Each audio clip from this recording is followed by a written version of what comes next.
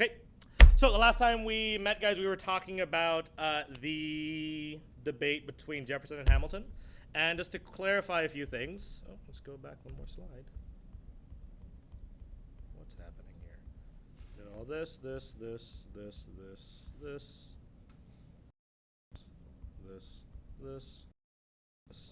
We talked about that massive debt that we had to pay, and whose responsibility was it to pay off that debt? Or who was going to come up with the plan to pay it all off? Hamilton, right? And so he came up with a few plans. The first part was the report on public credit. And according to the report on public credit, what kind of economy did we want? So who can raise their hand and tell me what kind of economy was being promoted by the report on public credit? Let's go with, yeah, right. Yeah, they wanted an economy that promoted the rich, because the idea was that if we promote the rich, what can the rich do with all that money that we're giving them? It'll create businesses. Those businesses will create jobs, and then eventually those jobs will be given to the commoners. And what is that process called? Trickle-down effect. And so they said, that's how we're going to do it. But who did not like that idea so much? The poor. They're like, I don't like that so much. Why are you giving money to the rich? You should give it to me. I'm poor. Give it to me. So that's report on public credit. Give money to the rich. There was also the report on manufacturers that said what type of economy should we move towards as well. So who can raise their hand and tell me what the report on manufacturers said? Abel. We should industrialize and focus less on what? Farming or agriculture. So who is not too happy about that? Farmers like, whoa, that's my livelihood. You're saying we're not going to invest in that as much anymore? And they said, yeah. If we want to be competitive in the world, can we just be a farming country? Guys, if America was still 90% a farming nation today, would we be as competitive as we are? No, we'd have no technology industry. We'd have no silicon industry. And so it becomes a serious concern there. And so Hamilton says we have to assume the debts of states, which means that we're going to take on whose debts? The states. And who's going to take it on? The federal government's going to take it on. We're going to fund it at par, which means we're going to pay it at face value plus interest. So are the investors happy about that? Like, ooh, I get money plus extra money. Of course, I'll support you, U.S. government. I like that. And of course, Jefferson disagreed. He thought that was really messed up. The poor are going to be angry. The farmers are going to be angry. But Hamilton said, whatever, Jefferson, because the national debt is a national blessing. And why was it a national blessing?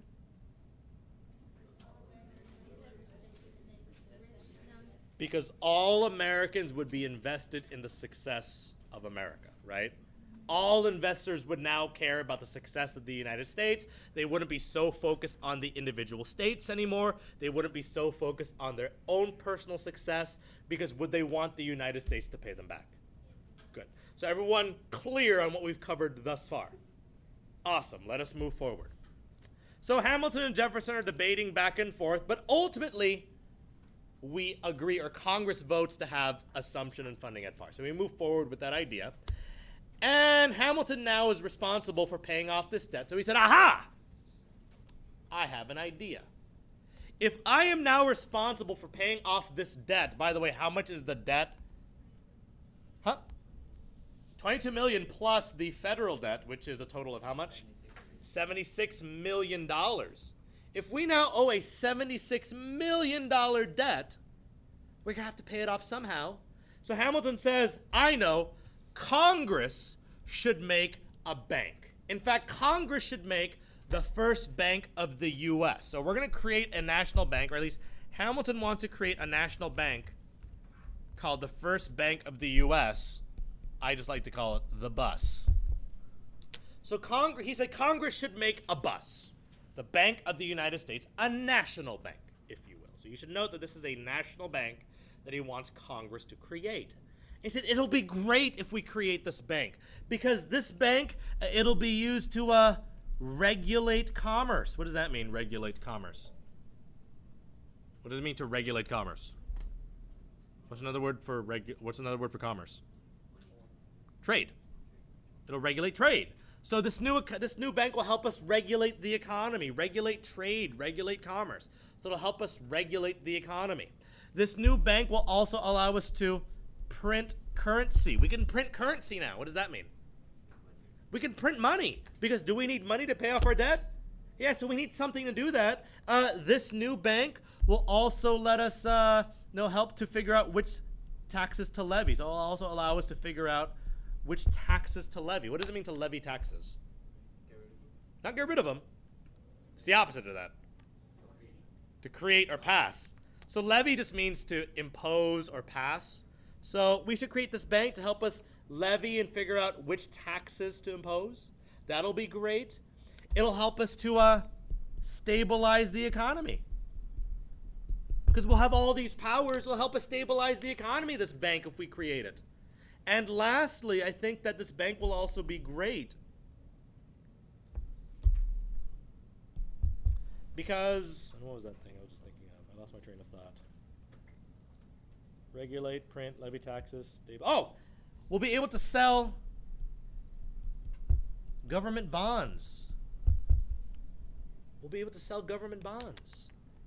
And if we create this bank, can we do all these things? And by doing all these things, what will it help us do? Grow economically, which will help us do what? Help us industrialize, which will help us do what? Pay off the debt. The whole point Hamilton has to figure out is to pay off the debt. Now, by the way, before we move on here, by show of thumbs up, thumbs down, or thumbs to the side, show me quickly what your understanding of government bonds are. So if you don't know what it is, just show me like a thumbs down. If you get it, thumbs up. Okay, so let me quickly explain government bonds because you kind of do have to know this. So, in my hand, let's assume I have a piece of paper that says government bond on it. And the way it works is that in a government bond, the way it works is if I'm the government and I need money today, I'm going to want to sell you a government bond, which is pretty much a short-term loan.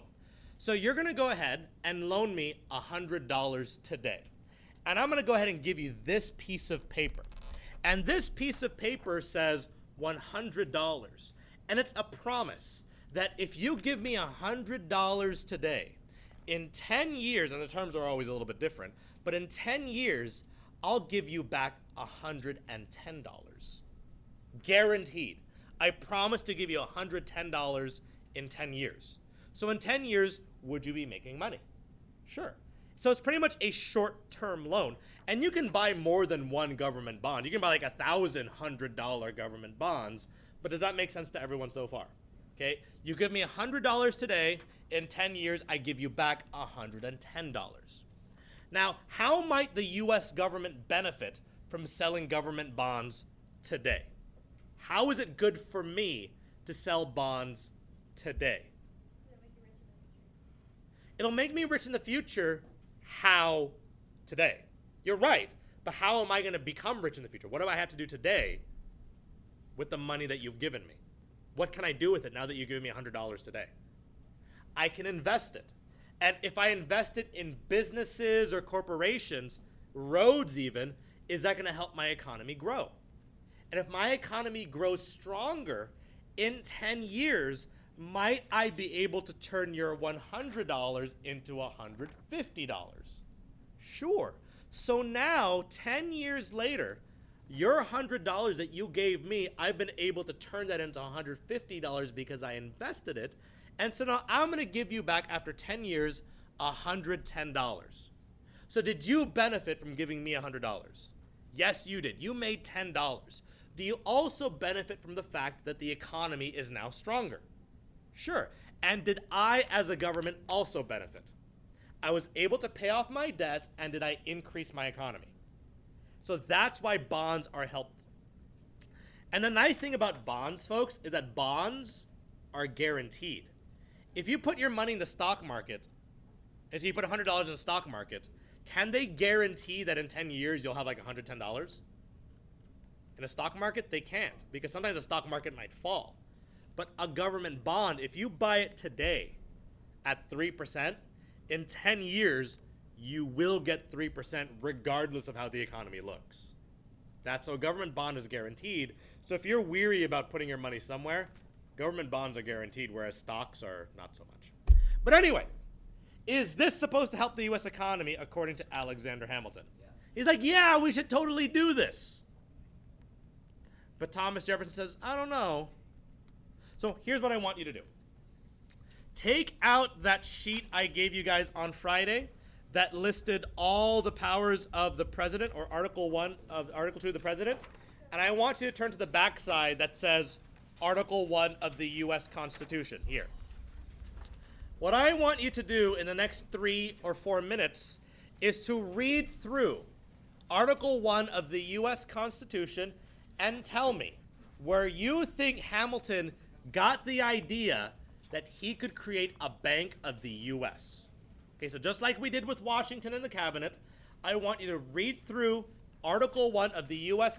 I obviously paraphrase parts of it, but I want you to read through Article 1 of the U.S. Constitution, and I want you to tell me, where does it say here that you can create a bank? If you forgot to bring your copy with you today, make sure you read over someone else's shoulder, but we're reading Article 1. I'm going to give you guys about 4 minutes. Highlight, underline, put an asterisk next to whatever you need to, but tell me where it says, or where Hamilton might think he has the power to create a bank. I'll give you guys 4 minutes. Get to it.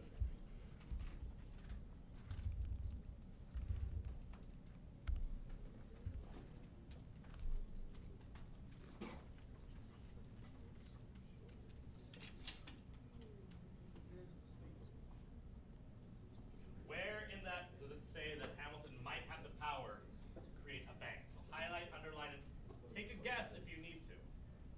Even if you're not sure, talk to a partner.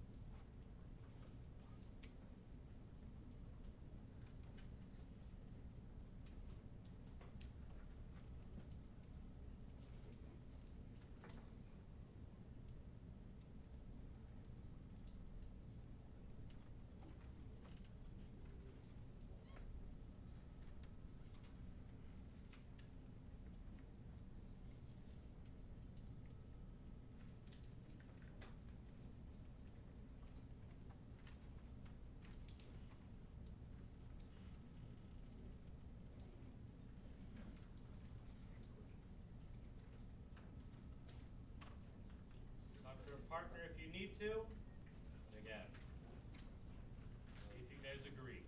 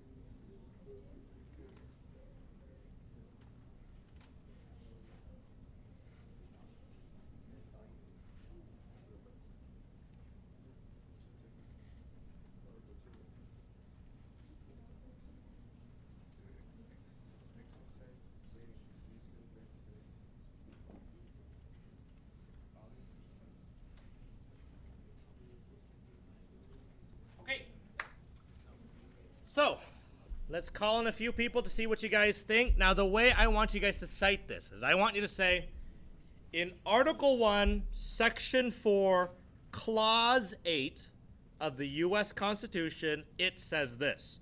So when you're citing the Constitution, make sure you cite it correctly. Okay, don't just say, oh, it says here. I want to say in Article 1, Section 3, Clause 5. And clause is just a sentence, so make sure you cite that correctly.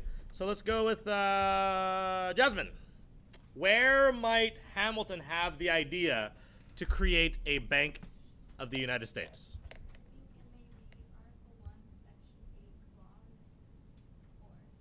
Article 1, Section 8, Clause 4. Why might you think he has the power to create a bank? What there does it say here that you think has the power to create a bank? So what about that? Just to establish a uniform rule of naturalization. You know what that means, naturalization? Like to become a U.S. citizen. And uniform laws on the subject of bankruptcies. So bankruptcy is about like losing money, but it's not about creating a bank. So you saw the word bank, which is good, but it's not about creating a new bank. It's about people that are failing. But, you know, it was a good reason to choose that one. Leslie, where else might you find it? I'm sorry, where? Where? Section 8. Which article? Article 1, Section 8, number 2. Article 1, Section 8, Clause 2? Clause 2. In Article 1, Section 8, Clause 2, it says to borrow money on the credit of the U.S. So Congress has the power to borrow money. But does it say that they have the power to create a bank? Does it say create a bank there? It does not. Okay, anyone else might think that they know where it says they have the power to create a bank? Of course, the obvious answer is what? It does not say they have the power to create. Does it say anywhere in Article 1, Section 8, 1 through Article 17, does it say anywhere here that Congress has the power to create a bank? Nowhere. So nowhere does it say that Congress has the power to create a bank. In what is known as the enumerated powers, and what does enumerated mean, by the way? What do you think the word enumerated means? These powers are enumerated. What does that mean? They're just what? I mean, it's in the name. Enumerated. It means that they are. Big. No, enumerated. It looks like what word? Numbered. So, pretty much according to those that disagreed with Hamilton, they said, whoa, there is no power for Congress to create a bank in the enumerated powers. So Jefferson responded. Jefferson, who disagreed, said, no, Hamilton, nowhere in the enumerated powers does it say that Congress can create a bank. Do you guys follow his logic so far? The Anti-Federalists are also unhappy, but the Anti-Federalists are going to stop existing pretty soon because we're going to create new parties. But according to Jefferson and those that may have been Anti-Federalists previously, they said this bank is going to be unconstitutional because Congress does not have a power to create a bank. It's not one of the what powers? It's not a enumerated power. Does it explicitly state anywhere in the Constitution that Congress can make a bank? No, it does not. So Jefferson said, no, you can't make a bank. And Jefferson said, according to the 10th Amendment, and Jefferson cited the 10th Amendment. You should say, Jefferson cited the 10th Amendment and said, powers not delegated to the United States, which means powers not given to the U.S., are reserved to the states, which means what? What does that mean there? So, 10th Amendment. Powers not delegated to the United States are reserved to the states. You should definitely write that down. But what does that mean, folks? If the power is not given to the United States Congress, they shouldn't do it because that power is reserved for who? The states. So Jefferson said the federal government may not create a bank Because according to the 10th Amendment, if it's not given to you, then who does have the power to create a bank? The states. So Jefferson said this is considered a state power. It's also known as a reserved power. So state power or reserved power. If the federal government can't make a bank, who can make a bank? State governments, because it says so in the 10th Amendment. So you can't make a bank, Hamilton. That's what Jefferson said. But Hamilton said, oh yeah? Why don't you take a look at Article 1, Section 8, Clause 18 of the U.S. Constitution called the Elastic Clause. Boom.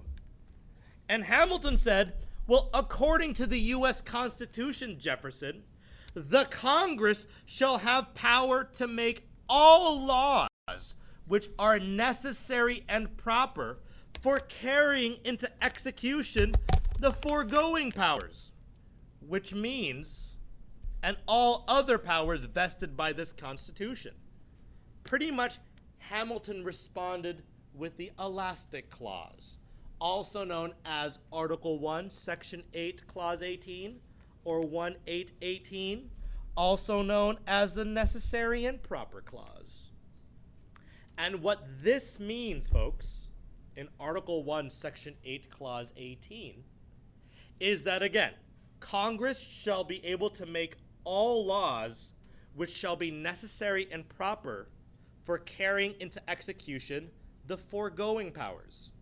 So what were the foregoing powers? What is he talking about here? What are the foregoing powers? The powers that were what? What's foregoing mean? When we say for, usually we mean what? Like before, right? So they're talking about the enumerated powers, right?